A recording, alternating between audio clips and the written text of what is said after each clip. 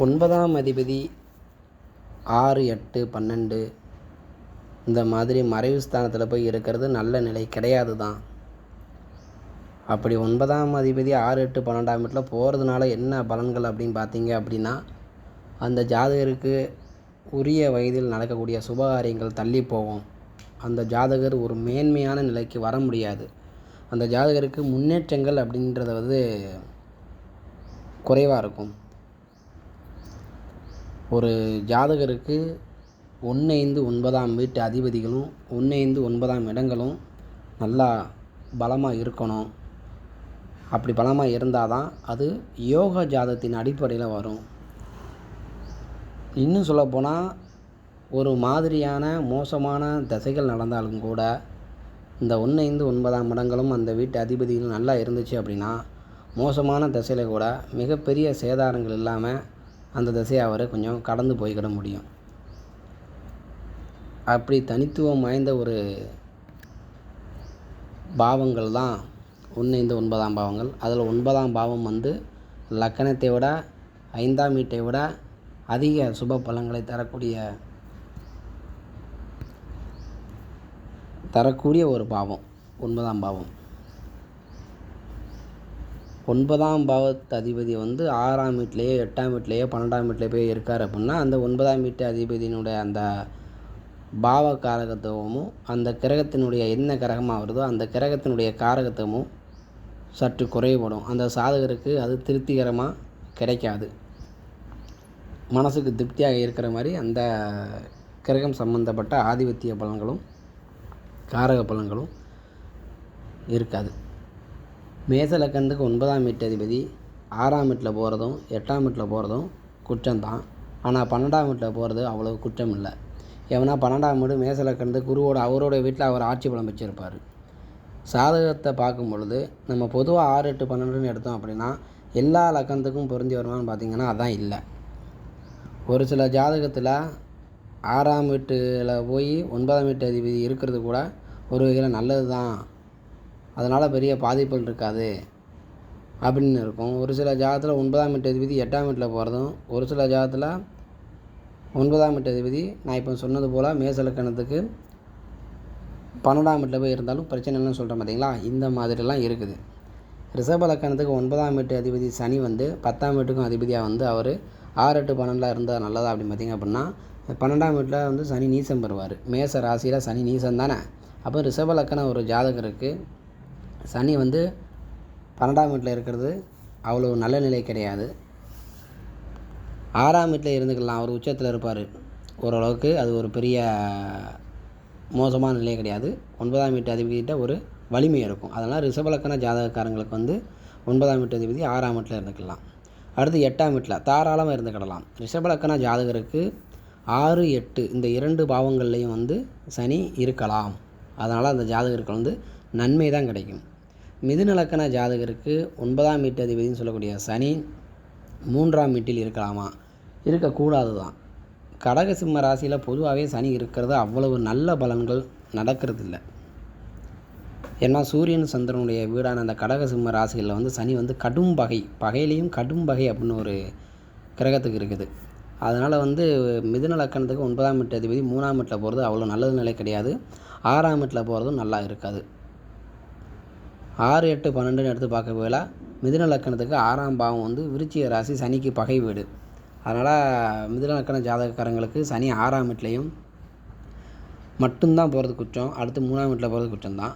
இதில் 8ஆம் வீட்லேயும் 12ஆம் வீட்லேயும் இருக்கிறது ஒரு வகையில் மிதுன லக்கண ஜாதகருக்கு ஒரு வகையில்னு சொல்ல முடியாது, நல்லாவே யோகம்தான். மிதுன லக்கண ஜாதகக்காரங்களுக்கு சனி 8ல் போகிறது 9ஆம் வீட்டு ஆதிபத்திய பலன் குறைவுபடாது. அது நல்லாவே திருப்தியாகவே இருக்கும். 12ஆம் வீட்டில் மிதுன லக்கண ஜாதகக்காரங்களுக்கு 12ஆம் வீட்டில் போய் சனி இருக்கிறது சுக்கிரனுடைய வீடான ரிஷபராசியில் இருப்பாது. அப்படி இருக்கும்போது அதுவும் ஒரு நல்ல விதமான பலன்கள் தான் இருக்கும். 9ஆம் வீட்டு ஆதிபத்திய பலன் அங்கே குறைவுபடாது.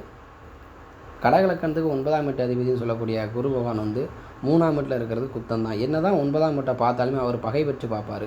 அது அந்தளவுக்கு விருத்தியாக இருக்காது. அப்படி இருக்கும்போது ஏதாவது ஒரு சில பரிகாரம், குரு வழிபாடு, தட்சிணாமூர்த்தி வழிபாடு இந்த மாதிரி வழிபாடுகளை வச்சு தான் அந்த கிரகத்துக்கு இன்னும் கொஞ்சம் நம்ம பவர் ஏற்ற வேண்டி வரும். அந்த கிரகம் சார்ந்த சம்பவங்களுக்கு நம்ம பரிகாரத்தை மேற்கொள்ள வேண்டி வரும். எந்த லக்கணத்துக்கு? கடக லக்கணத்துக்கு. கடக லக்கணத்துக்கு அதே மாதிரி 9ஆம் வீட்டு அதிபதி 8ல் போகிறதும் குத்தந்தான், 12ல் போகிறதும் குத்தந்தான். 6ல் இருக்கலாமா? 6ல் இருக்கலாங்க. 6ல் இருக்கிறதுனால பெரிய பாதிப்பு இல்லை. ஆனால் 6ஆம் வீட்டில் இருக்கக்கூடிய குரு வந்து வக்கர நிலையை பெறக்கூடாது. சனி, ராகு, கேது இந்த மாதிரி கிரகங்களை கூடிடக்கூடாது. ஆமாம், அதிலே வந்து முழு கவனத்தோடு இருந்துக்கணும். அப்போ கடகலக்கண ஜாதகக்காரங்களுக்கு 6ல் போகிறது பாதி பலன்தான் நல்லாயிருக்கும், பாதி நல்லது இல்லை அப்படின்ற விதி இங்கே இருக்குது. சிம்ம லக்கணத்துக்கு 9ஆம் வீட்டு அதிபதி செவ்வாய் 6ஆம் வீட்டில் இருந்தார் அப்படின்னா அவர் உச்சத்தில் இருப்பார். அதனால் நல்ல பலன் தான் செய்வார். சிம்ம லக்கணத்துக்கு அப்புறம் சிம்ம லக்கணத்துக்கு 6ல் போய் அதுக்கப்புறம் 8ஆம் வீடு மீன ராசியில் அவர் நல்ல பலன்கள் தான். 12ஆம் வீட்டில் போய் நீசமானாலும் நீச பங்கம் ஏற்பட்டிருக்கான்னு பாருங்கள். சிம்ம லக்கணத்துக்கு மட்டும் இந்த 6, 8, 12ல் செவ்வாய் இருக்கும்பொழுது 6, 8 பெரிய கெடுதல் கிடையாது. 12ஆம் வீட்டில் இருக்கும்பொழுது அந்த செவ்வாய் நீசம் அடைவார். ஆனால் நீச பங்கம் ஏற்பட்டிருக்கா அப்படிங்கிறத வந்து நீங்கள் பார்த்துக்கிட்டீங்க அப்படின்னா அது ஒரு வகையில் சிம்ம லக்கணத்தாருக்கு வந்து பாக்கியாதிபதி கெட்டு போகலை அப்படின்ற கணக்கு வந்துடும். கன்னி லக்கணத்திற்கு 9ஆம் வீட்டு அதிபதி 6ஆம் வீட்டில் போகிறது நல்ல நிலைமை தான். கும்ப ராசியில் அவர் அதிநட்பு ஸ்தானத்தில் தான் இருப்பார். அடுத்து கன்னி லக்கணத்துக்கு 8ஆம் வீட்டில் சுக்கிரன் போகிறது நல்லது கிடையாது. 12ஆம் வீட்டில் போகிறது நல்லது கிடையாது. கன்னி லக்கணத்துக்கு 6ஆம் வீட்டில் சுக்கிரன் இருந்துக்கலாம். துலாம் லக்கணத்திற்கு 9ஆம் வீட்டு அதிபதி புதன் தான். அவர் 6ஆம் வீட்டில் நீச்சம் பெறுவார், போகக்கூடாது. 8ஆம் வீட்டில் சுக்கிரனோட வீட்டில் இருந்துக்கிடலாம், தப்பு இல்லை. துலாம் லக்கணத்திற்கு புதன் 8ஆம் வீட்டில் இருப்பது நல்லது தான், மிகப்பெரிய கெடுதல்கள் இருக்காது. அந்த சாதகருக்கு 9ஆம் வீட்டு ஆதிபத்திய காரக பலன்கள் நல்லாவே கிடைக்கும். 12ஆம் வீட்டில் இருந்துக்கலாம். துலாம் லக்கணத்திற்கு புதன் வந்து 12ல் ஆட்சி உச்சம் தானே. விருச்சிக லக்கணத்துக்கு 9ஆம் வீட்டு அதிபதி 6ல் போகிறது பெரிய பாதிப்பு ஒன்றும் கிடையாது. அவர் தேய்வரை சந்திரனாக இருந்தாலும் சரி, வளர்வரை சந்திரனாக இருந்தாலும் சரி, 6ஆம் வீட்டில் போகிறது மிகப்பெரிய கெடுதல்களை தராது. ஆமாம், அந்த கடகலக்கணத்துக்கு சொன்னது போல் பாதிக்கு பாதின்னு எடுத்துக்கலாம். அதுவே தேய்வரை சந்திரனாக இருந்துச்சு அப்படின்னா அந்த பாதிக்கு பாதின்ற வராது, முழுசுமே நல்ல பலன்கள் தான். அதே மாதிரி விருச்சிக லக்கணத்துக்கு சந்திரன் வந்து மிதுன ராசியில் 8ஆம் வீட்டில் போய் இருக்கக்கூடாது. ஆமாம், 12ஆம் வீட்டில் இருக்கலாமா? 12ஆம் வீடும் வந்து அந்தளவுக்கு ஒரு நல்ல வீடாக அனுபவத்தில் இல்லை. விருச்சிக லக்கணத்துக்கு 6ல் மட்டும் இருக்கிறது ஒரு வகையில் நல்லது தான். அதுவும் பாதிக்கு பாதி. சந்திரனுக்கு மட்டும் வளர்வரே தேய்வரே அப்படின்ற விதியில் நீங்கள் எடுத்து பார்த்துக்கணும். தனுசு லக்கணத்துக்கு 9ஆம் வீட்டு அதிபதி 3ல் இருக்கக்கூடாது. 6லையும் இருக்கிறது அவ்வளவு நல்லது கிடையாது. 6ல் பேருக்கு, அதாவது பாதிக்கு பாதின்னு சொன்னோம் பார்த்தீங்களா, அதே போல் தனுசு லக்கணத்திற்கு வந்து 9ஆம் வீட்டு அதிபதி சூரியன் 6ல் ஏதோ அப்படி தான் சொல்லிக்கலாம்.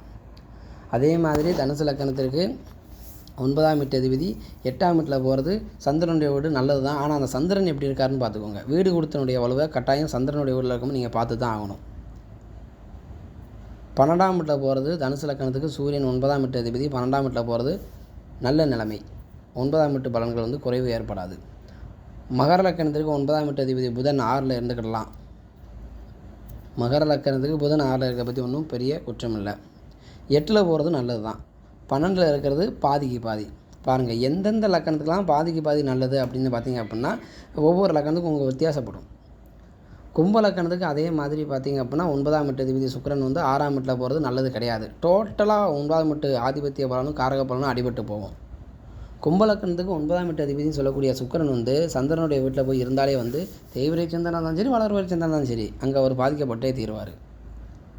வீடு கொடுத்தனுடைய வலிமையை பார்க்கணும். அது ரொம்ப ரேராக தான் அந்த சுக்கிரன் நன்மை செய்யக்கூடிய இது கொஞ்சம் ரொம்ப கம்மி தாங்க அந்த வீட்டில், கடகராசியில். அடுத்து 8ஆம் வீட்டில் போனால் நீசமடைவார். 12ஆம் வீட்டில் போகிறது தான் கும்ப லக்கணத்துக்கு சுக்கிரன் 12ஆம் வீட்டில் போகிறது மட்டும்தான் கொஞ்சம் நல்லது. மீன லக்கணத்திற்கு 9ஆம் வீட்டு அதிபதி 6ஆம் வீட்டில் போகிறது நல்ல அமைப்பு. 8ஆம் வீட்டில் போகிறது ஓரளவுக்கு பரவாயில்லன்னு சொல்லலாம். 12ஆம் வீட்டில் இருக்கிறது ஆவரேஜான பலன்கள் தான், கெடுபலன்கள் கொஞ்சம் இருக்காது. மீன லக்கணத்துக்கு மட்டும் செவ்வாய் 6, 8, 12ல் இருந்துக்கிடலாம், தவறில்லை. சனியோட வீடு பகை தானே அப்படின்னு நீங்கள் நினைப்பீங்க. கும்பராசியில் செவ்வாய் இருக்கிறது வந்து டோட்டலாக வந்து பலனை இழக்க விடாது. ஆமாம், சரியா? இந்த மாதிரி வந்து 6, 8, 12 ஒரு கிரகம் போய் இருக்குது அப்படின்னா உடனே அந்த கிரகம் வந்து தோஷத்துக்கு உண்டாயிருச்சு, அந்த கிரகம் சம்மந்தப்பட்ட காரகத்துவங்களும் ஆதிபத்தியங்களும் அடிபட்டுருச்சு அப்படின்னு ஒரு முடிவுக்கு வந்துடாதீங்க.